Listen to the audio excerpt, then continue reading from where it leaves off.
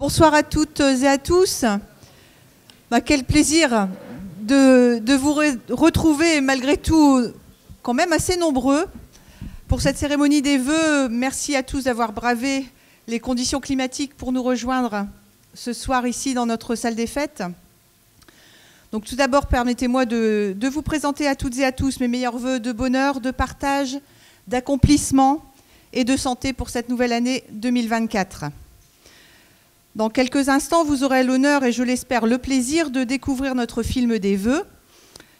Nous avons fait le choix cette année de mettre en avant notre engagement en faveur de la transition écologique, un engagement et des actions qui nous tiennent particulièrement à cœur.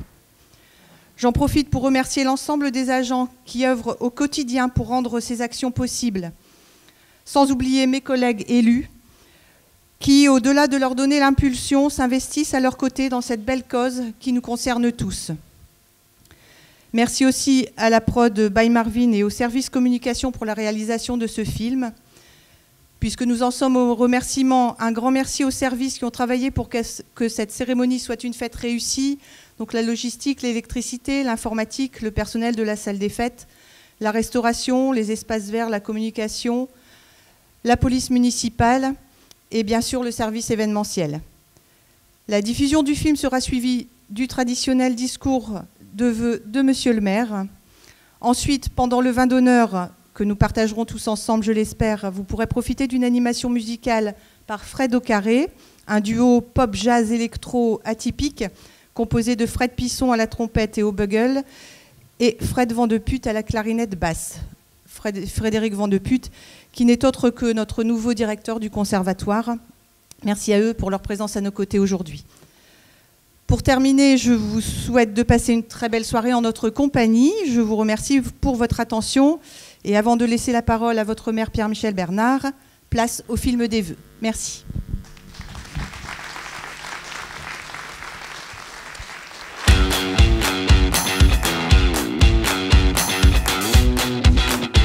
Votre équipe municipale s'engage chaque jour pour demain, pour le futur de nos enfants et de notre planète. À Anzin, nous cultivons l'avenir. Cet engagement, ce ne sont pas que des mots, mais des actions concrètes que je vous invite à découvrir.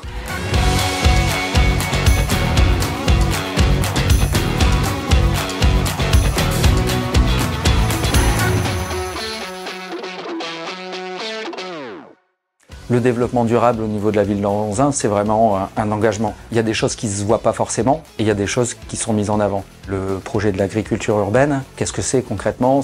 On avait un grand terrain, 2 hectares, qui servait surtout de lieu de promenade pour les gens. On a décidé d'en faire plus. On a installé une serre, plein de bacs où on va faire pousser des légumes à l'intérieur. On a aussi planté pas mal de fruitiers pour que ça puisse servir à nourrir les enfants des écoles, des centres de loisirs, nos aînés, pour servir à tout le monde. C'est un lieu ressource, tout le monde peut avoir des conseils sur le bien manger, la nature, afin que ce soit vraiment un lieu de rencontre et d'échange. C'est une volonté forte de la municipalité de développer ce projet pour l'environnement, pour le bien manger, pour le lien social, pour aussi l'aspect économique, c'est la création d'emplois. Donc il y a plein de cases qui sont cochées pour que la ville s'empare de ce sujet. Nous sommes un territoire bio-engagé, donc on utilise des produits bio, locaux, et demain avec la ferme urbaine, ça sera encore mieux. Et au niveau des actions, il y a plein d'autres choses à venir.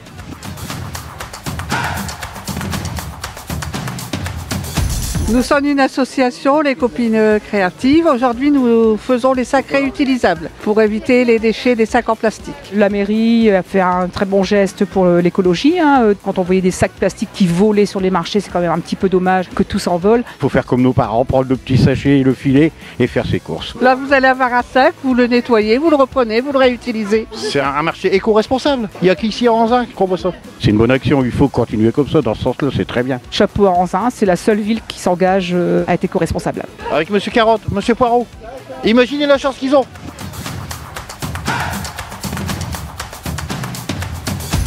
Nous sommes à la cantine de l'espace André Parent de la ville d'Anzin et en fait on met en place aujourd'hui une action sur le gaspillage alimentaire sous forme de jeu. Un jeu autour de la pesée où les enfants ils vont pouvoir peser ce qu'ils ont consommé et ce qu'on leur a présenté au niveau de leur menu. Il y a un second jeu qui est autour de la fleur alimentaire, leur expliquer les aliments qui sont importants et qu'il est important de consommer durant leur journée.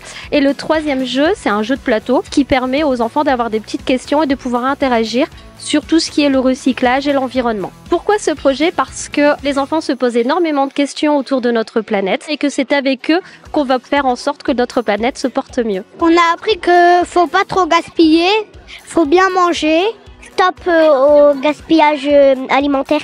2,84. C'est tous les féculents qu'on a gaspillés. La prochaine fois, je pense qu'on fera mieux. La ville d'Anzin est au cœur de ce projet autour de l'environnement, du développement durable et aussi du gaspillage alimentaire. C'est important que chaque ville mette en place ce genre d'action avec les enfants.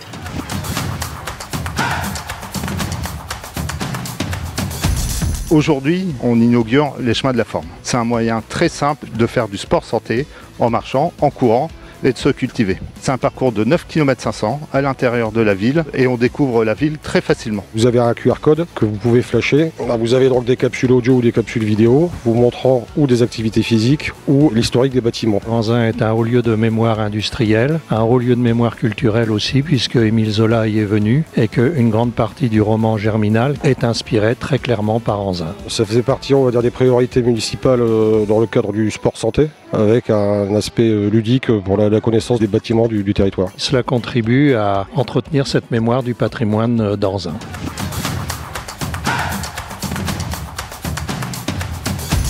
Biforest, c'est une entreprise spécialisée dans la création des micro-forêts urbaines pour instaurer un peu de biodiversité dans les villes. On vient planter des arbres avec les enfants. En amont, on leur fait une petite sensibilisation sur pourquoi c'est chouette de planter des arbres. Ensuite, ils viennent avec nous sur le terrain planter des arbres, mettre les mains dans la terre. Le printemps suivant, ils viennent entretenir leur forêt pour prendre soin de leurs arbres et pour continuer à entretenir ce lien qu'ils ont créé.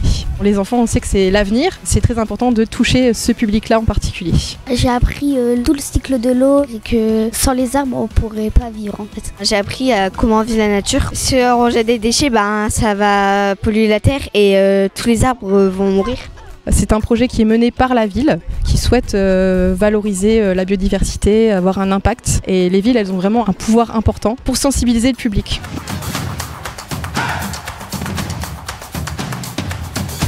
Ici, on est dans le parc d'Ampierre, à l'occasion des jardinades. Ici, c'est un peu la vitrine de ce qu'on fait dans la ville, en fait. Tout ce qu'on fait, tout ce qu'on crée. Le but de ramener les habitants de la ville et des alentours autour d'un événement sympathique sur tout ce qui a trait à la nature. Il y a plein de choses à faire pour les enfants. Animations culturelles, les animations jardinage. Il y a beaucoup d'enfants. Je trouve que c'est bien fait, les décorations, tout ce qui est proposé, c'est pas mal. Le cadre est sympa, c'est un beau parc, c'est intéressant, c'est agréable et c'est un exemple à suivre. Ouais. C'est un événement qui impacte par son rayonnement pour la ville, mais qui permet aussi d'éveiller des consciences sur l'environnement, l'écologie et le jardinage, des choses simples. On a communiqué sur le fait de pouvoir venir en vélo avec un parking éphémère créé. On a sensibilisé aussi les commerçants et puis les usagers à venir avec leurs contenants à travers les éco-cups. On a fait des efforts sur les bons gestes au niveau du tri. D'année en année, ça évolue. On est plus responsable écologiquement, quoi. On fait attention un peu à tout. Il faut responsabiliser la population. Et ça sert aussi à ça, les jardinades. À faire prendre conscience aux gens. Au bout d'un moment, il faut faire attention, quoi, la planète. C'est ce qu'on va laisser à nos gosses, quand même, tout ça. Moi, j'aime bien ma ville, c'est ma ville, quoi. Comme vous venez de le voir, notre ville est pleinement engagée dans la transition écologique.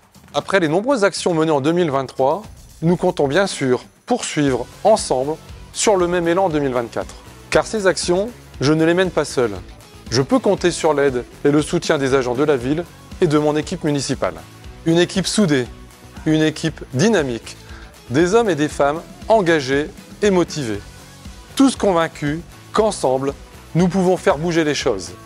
Et ils se joignent aujourd'hui à moi pour vous souhaiter à toutes et à tous une très belle année 2024. Bonne année!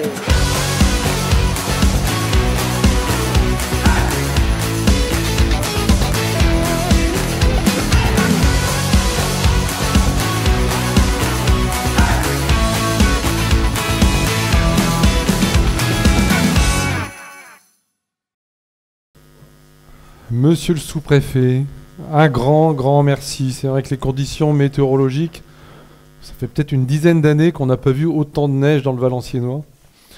Et donc j'ai plein d'excusés, bien évidemment, et on peut les comprendre, ceux qui sont un peu plus loin.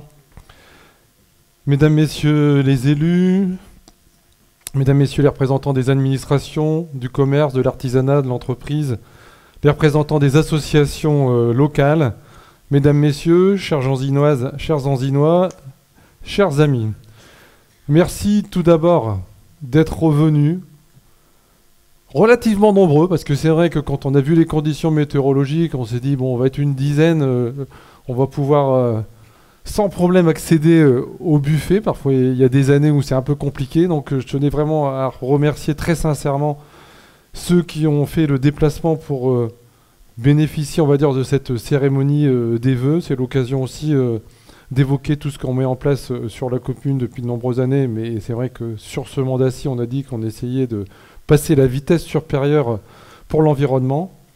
Puis c'est l'occasion aussi de vous souhaiter à tous mes meilleurs vœux pour cette année 2024, bien sûr, avec l'ensemble du conseil municipal. Avant de commencer, je souhaiterais dédier cette cérémonie à Frédéric Sochat, responsable du service aménagement du territoire, habitat, urbanisme et foncier, qui nous a quittés en juillet à l'âge de 61 ans, et de Guénaël Vandeville, ancien directeur du pôle famille, éducation, animation, loisirs, sportif de très haut niveau, qui a porté les couleurs de la ville, vice-champion du monde, double champion d'Europe, et qui est parti brutalement lui aussi le 8 novembre à l'âge de 48 ans. Il était à Toulon, où il avait suivi sa famille. Au-delà d'agents qui étaient particulièrement dévoués à notre ville d'Anzin et à ses habitants, nous regrettons également tous leur départ en reconnaissant leur grande qualité humaine. Nous ne les oublierons jamais et je vais vous demander de les applaudir quelques instants. Merci beaucoup.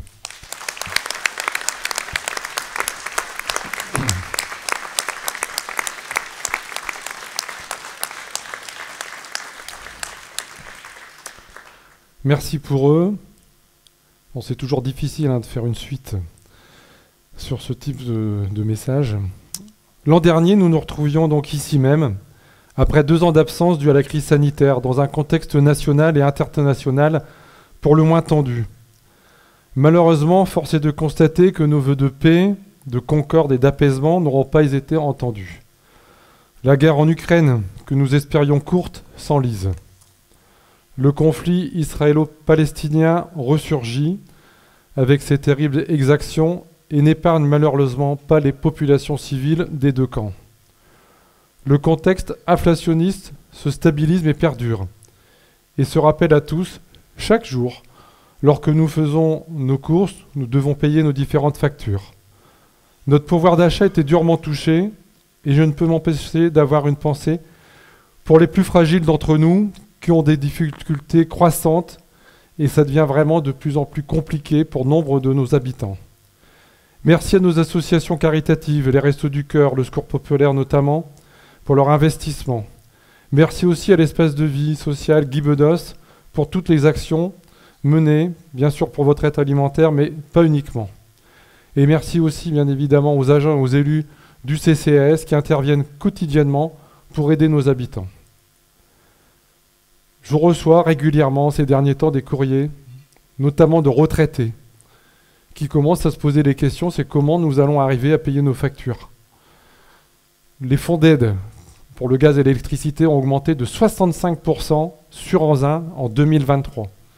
Et quand on évoque la possibilité d'augmenter encore de 10% l'électricité, même s'il y a eu le bouclier par rapport à d'autres pays, on nous dit qu'on a fait des efforts, j'ai de nombreux habitants qui n'arriveront pas à assumer cette augmentation des charges entre leur logement, l'électricité, le gaz et la vie de tous les jours.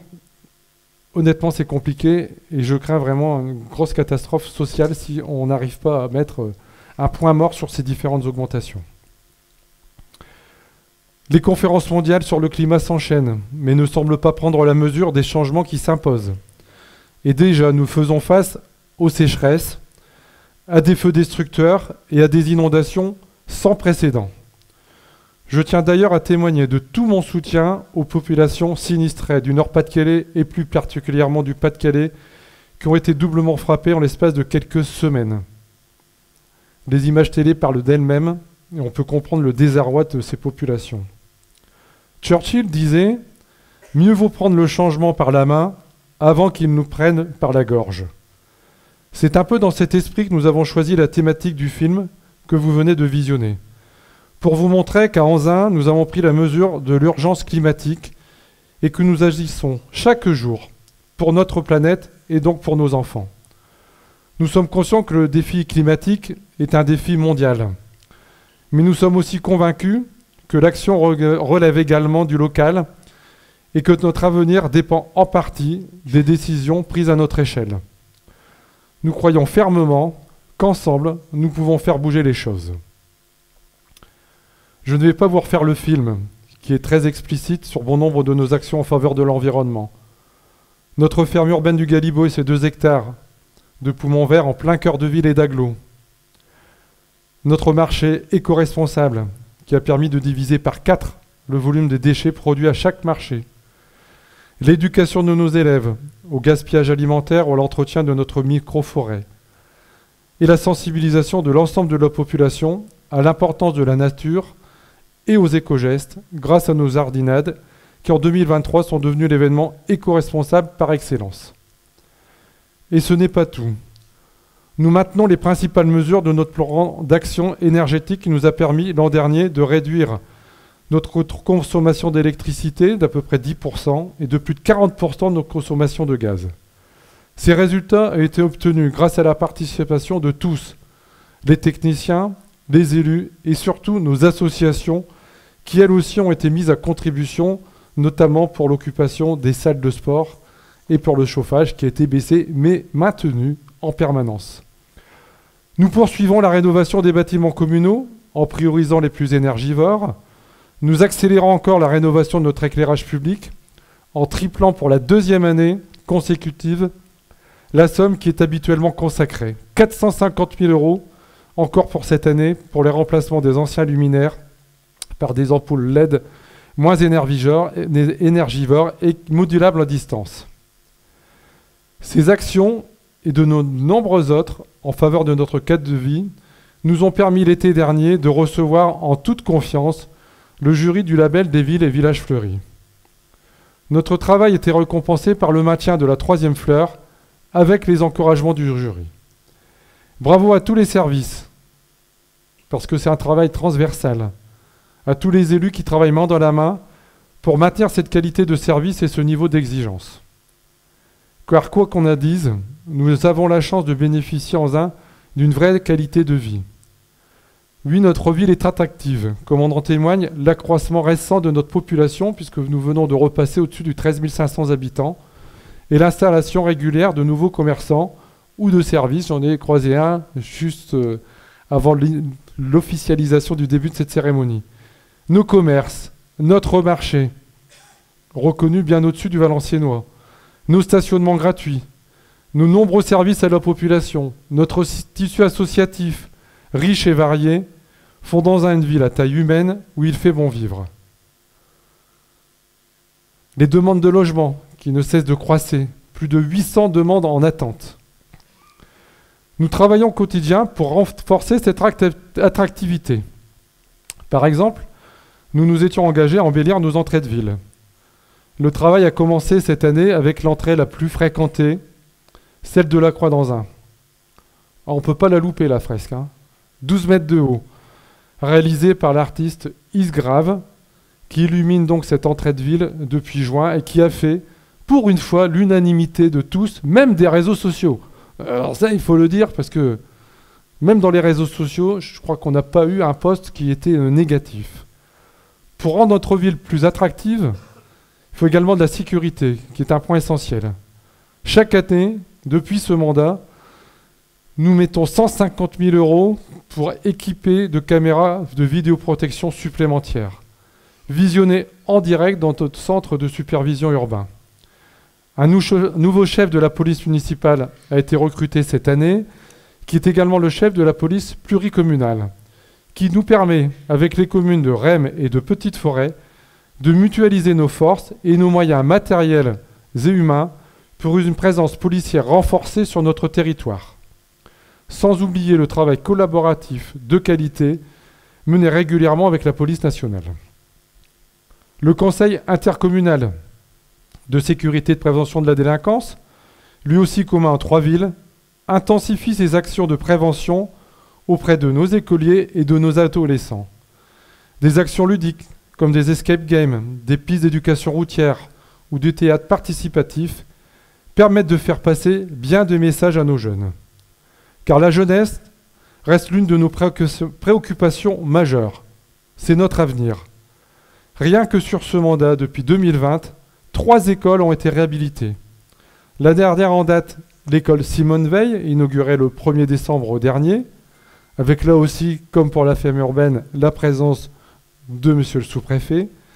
Plus de 7 millions d'euros qui ont été investis, le plus gros investissement de ce mandat. Car nous sommes convaincus, moi et les élus qui m'entourent, que tous nos élèves méritent les meilleures conditions d'apprentissage possibles et nos enseignants les meilleures conditions d'exercice. J'en profite pour rappeler notre solidarité envers la communauté éducative. Après le terrible assassinat du professeur Dominique Bernard, qui a ravivé le souvenir de Samuel Paty, lui aussi sauvement assassiné en 2020, nos enseignants portent les valeurs de la République qui nous sont si chères et construisent les citoyens de demain. Nous leur devons pour cela tout notre respect et nous les assurons de notre confiance et de notre soutien sans faille. En Anzin, notre jeunesse a aussi la possibilité de s'impliquer dans la vie de la commune, grâce à notre conseil municipal des jeunes qui a été renouvelé en mars dernier. Un CMJ nouvelle formule composé de 16 jeunes, dont le nouveau maire Noah Barra. Je tiens ici à tous les saluer, car depuis leur nomination, c'est vrai qu'on les remarque. Je leur salue, donc je les salue pour leur présence, leur implication dans de nombreux événements de la ville. Les conditions atmosphériques font qu'on a quand même une représentante du CMJ qui est aujourd'hui avec nous. Notre soutien à la jeunesse ne s'arrête pas aux portes des établissements scolaires. Nous nous investissons aussi pour les aider à faire leur premier pas dans la vie active, notamment via les chantiers éducatifs qui montent en puissance et accompagnent nos jeunes à chaque vacances en collaboration avec le CAPEP. Pour ceux qui connaissent des difficultés, nous participons depuis plusieurs années au dispositif 6 mois une solution, en partenariat avec Pôle emploi. Le but est de te proposer un accompagnement renforcé sur une courte période pour trouver à chaque jeune une solution individualisée de formation ou d'emploi. S'occuper de nos jeunes, c'est aussi se préoccuper de leur santé, les encourager à faire du sport pour prendre dès aujourd'hui les bonnes habitudes et devenir demain des adultes en pleine forme. Et pourquoi pas des sportifs de haut niveau. En cette année olympique, j'en profite pour rappeler qu'Anzin a été labellisé Terre de Jeux 2024, ce qui nous laisse entrevoir de belles animations, notamment lors des centres de loisirs ou des quartiers d'été qui auront les JO pour thématique. Au niveau du sport, je tiens à informer qu'il y a eu une création récemment sur les rives de l'Escaut d'un site, d'une aire de jeu multifonction et d'un pump track connu plus spécialement de ceux qui pratiquent le 2 roues, toutes sortes de 2 roues au niveau des rives de l'Escaut. Nous avons mis en place cette année le Diagnoform dans toutes les écoles de la ville, qui nous a permis d'évaluer la condition physique de plus de 450 élèves. Cet état des lieux nous permet aujourd'hui de proposer des actions ciblées. En matière de santé et sport santé, nos actions ne se limitent pas à la jeunesse mais concernent l'ensemble de la population. Comme vous l'avez vu dans le film, pour encourager la marche à pied et l'exercice physique en général, nous avons inauguré en septembre dernier les chemins de la forme.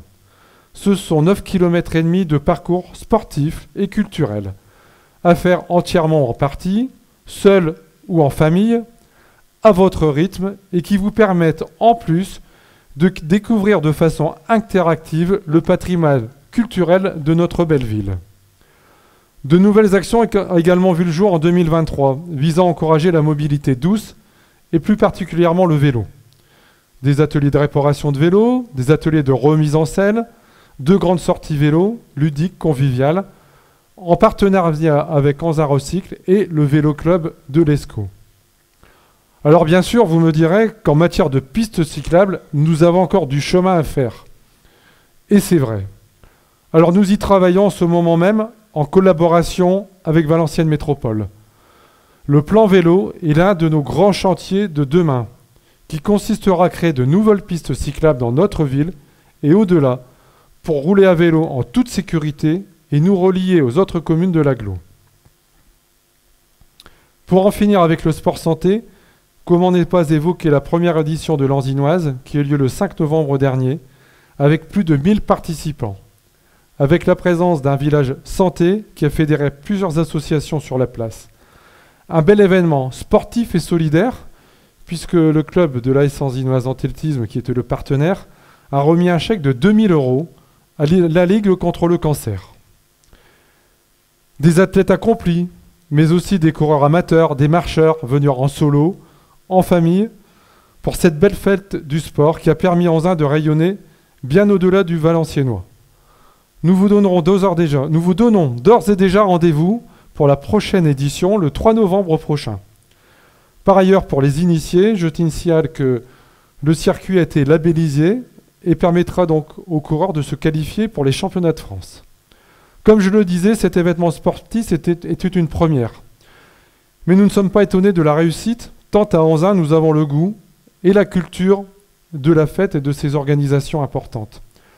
À chaque saison, ces festivités, que ce soit les jardinades, la fête foraine, la fête de la musique, la braderie, le carnaval, les anzinades, le 14 juillet, nos quartiers d'été, le forum des assos, le marché de Noël, la descente du Père Noël. Contrairement à d'autres communes qui ont revu leurs événements à la baisse, nous avons tenu bon et maintenu chacun de ces rendez-vous en créant même de nouveaux. C'est vrai que dès que la crise sanitaire a été plus ou moins évacuée, on a été donc, je pense, la première commune à remettre en activité toutes ces fêtes qui nous semblent indispensables. Convaincus qu'il est important de nous retrouver dans ces moments festifs pour échapper à la morosité. De plus, ces moments ne sont pas que des moments de fête, c'est aussi des moments de découverte, de convivialité et de culture. J'en profite pour vous rappeler qu'à Anzin, la médiathèque et le conservatoire accueillent les habitants gratuitement. Une véritable chance pour tous de pouvoir accéder facilement à la culture.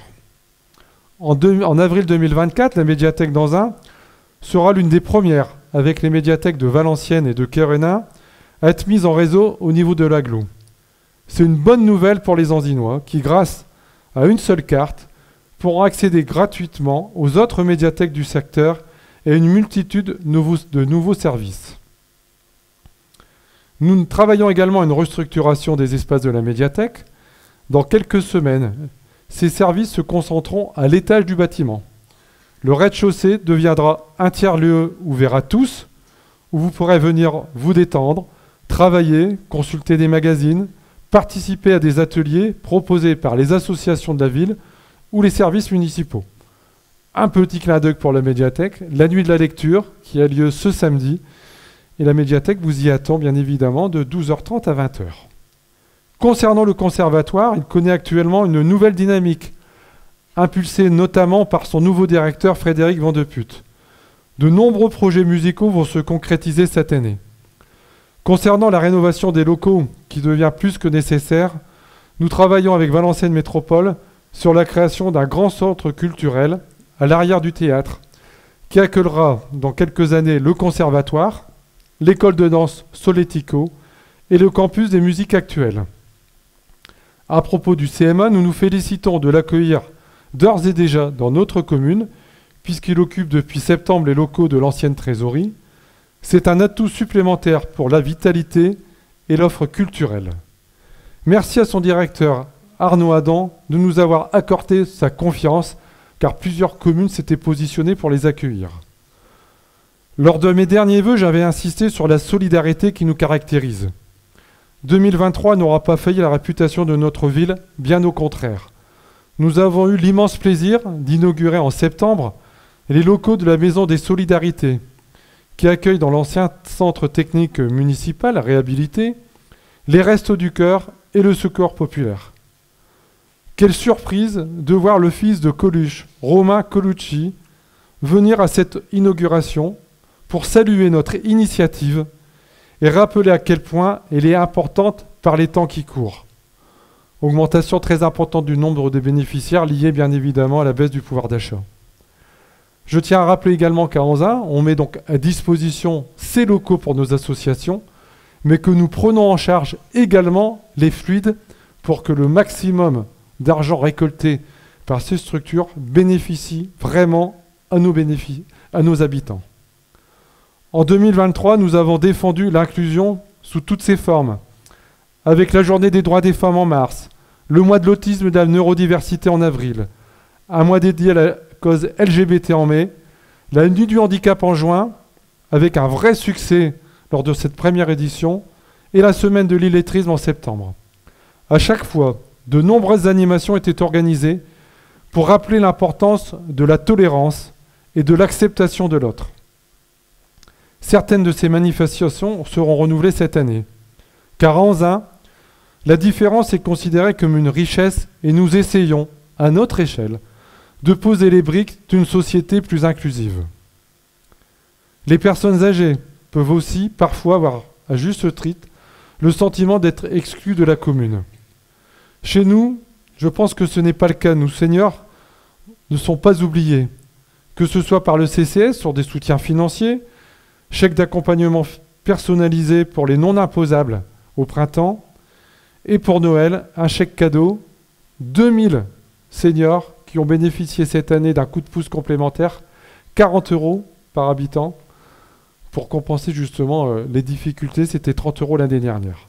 Des animations qui leur sont spécifiquement mises en place tout au long de l'année, les bantées d'automne, une semaine bleue, mercredi, jeudi, vendredi, samedi, que l'on nous envie dans tout l'arrondissement, mais bien au-delà de l'arrondissement. D'été dansant en hiver et au printemps, une cérémonie des noces nord et une vie associative riche où ils peuvent trouver de belles occasions, notamment avec le Club des Anciens, d'avoir des occupations intéressantes. De nombreuses sorties également leur sont proposées. Nous leur proposons aussi de la gym douce et de l'aquagym depuis cette année, animée par nos éducateurs sportifs. Un bus est également à leur disposition les jours de marché pour qu'ils puissent aller faire leurs courses et profiter du centre-ville 2 fois par semaine. Et tout dernièrement, conformément à nos promesses, nous avons créé un café des âges où ils peuvent venir échanger entre eux et avec des professionnels selon des thématiques choisies. Le prochain se tiendra le 14 février à la brasserie du théâtre. En parlant de promesses, celles pour lesquelles vous nous avez réélus à une très large majorité en 2020, 2023 vient de s'achever. Cette année charnière était aussi le moment de faire le bilan de nos actions à mi-parcours de notre mandat. Comme vous avez pu le voir dans le numéro spécial de notre magazine, nous avons à ce jour réalisé plus de 2 tiers de nos engagements. 2 tiers d'un programme ambitieux, dans un contexte plus ou moins particulier où les crises ont succédé aux crises. Et nous n'allons pas nous arrêter là. Les projets pour 2024 sont encore nombreux. Nous souhaitons redynamiser le cœur de ville. Cela commencera d'ici quelques jours par l'installation de 2 structures intégrant des bancs, des arbres et des plantations pleine terre. L'une à proximité de la poste, l'autre de la caisse d'épargne. Cela permettra de végétaliser les abords de la place, mais aussi d'apporter aux passants des pôles de fraîcheur durant la saison estivale. Nous allons finir d'ici fin avril la réhabilitation-extension des vestiaires et clubhouse du Stade Gillard, où joue notre club de football, les clés d'une partie des vestiaires ayant déjà été remises dernièrement. La salle de sport Jules Ferry, qui accueille notre club de handball, et notamment la section féminine qui est en National 3, c'est un des bâtiments les plus énergivores et va bénéficier d'une rénovation thermique complète avec notamment une nouvelle toiture. Une micro-cantine sera également créée à l'école Galeni afin d'améliorer la qualité de la pause méridienne puisque les élèves n'auront plus à se déplacer pour aller manger. Avec un budget de plus de 400 000 €, un gros effort sera également sur les travaux de voirie. Une partie de la rue Waldeck-Rousseau, entre la rue Louise Michel et la rue des Déportés, et la rue de l'Escaut, vont être réaménagées complètement de porte à porte en collaboration avec Valenciennes Métropole. La rue de Saint-Va, la rue derrière les haies, la rue du Mineur seront refaites complètement cette année, ainsi que les dodanes de la cité Télabo. Enfin, 2 plateaux ralentisseurs vont venir compléter la sécurisation de la rue des Déportés dans les prochains jours. La réhabilitation de la place de la Bullsborn, dans le cadre du dossier NPNRU, suit son cours. Alors c'est vrai qu'il y a des périodes de pause, que tout le monde voudrait que ça aille plus vite, mais les dossiers NPNRU, si on se rappelle Carpo, c'était il y a 15 ans, et ça vient de se finir à peine. Après la consultation des habitants qui s'est tenue en mars dernier, les aménagements de la place vont redébuter au deuxième semestre de cette année, avec une mise à disposition des logements et, je l'espère, de cellules commerciales début 2026. Après de longs mois d'arrêt, dû à des problèmes de carrière souterraine et de pollution du site, la réhabilitation de l'îlot d'Aubresse-Fort devrait connaître cette année de vraies avancées.